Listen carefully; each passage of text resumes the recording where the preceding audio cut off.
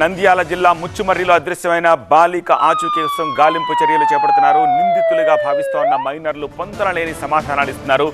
ముగ్గురు బాలురు చెప్పిన సమాధానాలపై పోలీసులు అనుమానాన్ని వ్యక్తం చేస్తున్నారు.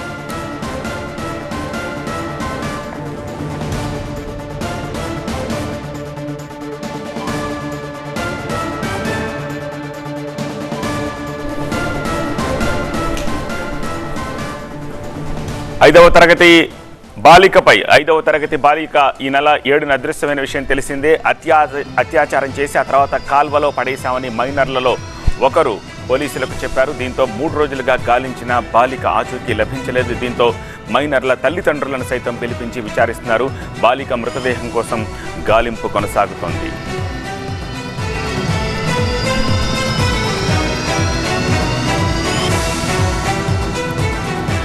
బిడ్డను పోగొట్టుకున్న ఆ తల్లి వేదన వర్ణనాతీతంగా కనిపిస్తోంది. కన్నం బిడ్డను కోల్పోవడమే తీవ్రమైన బాధ అయితే ఆ బిడ్డ డెడ్ బాడీ ఇంకా దక్కకపోవడం ఆ తల్లి శోకాన్ని ఎవరు ఆపలేకుండా చేస్తోంది. తన బిడ్డను చంపిన వారిపై కఠిన చర్యలు తీసుకోవాలని డిమాండ్ చేస్తోంది బాధితురాలి తల్లి. జరిగిన గతి ఇంకా పిల్లకి పడదు సార్. నా పిల్ల ఈ రోజు అవుతుంది, రేపు పొద్దున ఇంకా పిల్ల అవుతుంది సార్. ఆ పొద్దున ఇంకా పిల్ల సార్. నా పిల్లలు ఎక్కడ న్యాయం ఎవరు చేయకుండా చూడాలా సార్. ఇప్పుడు వాళ్ళని చూపించాలా సార్. బయట పిల్లలు నా పిల్లని బయట పడింది అనుకో, వాళ్ళు నా పిల్ల ఎట చంపినారా ఆ పిల్లలు కట్టినే చంపాలా సార్. చంపాలా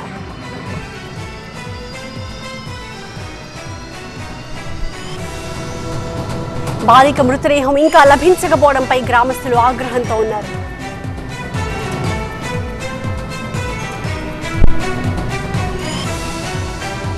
ఎట్లు వేసినాం ఆడేసినాం అంటే ఎక్కులాడుతున్నారు.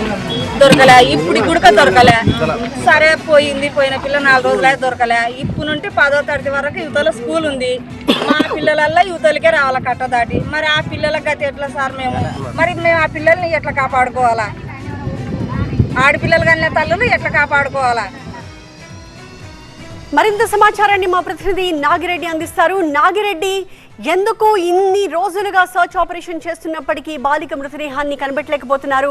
ప్రయత్న లోపం ఏమైనా అధికారుల తరపు నుంచి కనిపిస్తోందా, లేక ఇంకేమైనా కారణాలు ఉన్నట్టుగా అక్కడ గాలింపు చేపడుతున్న ఎన్డీఆర్ఎఫ్ టీం చెప్తోందా?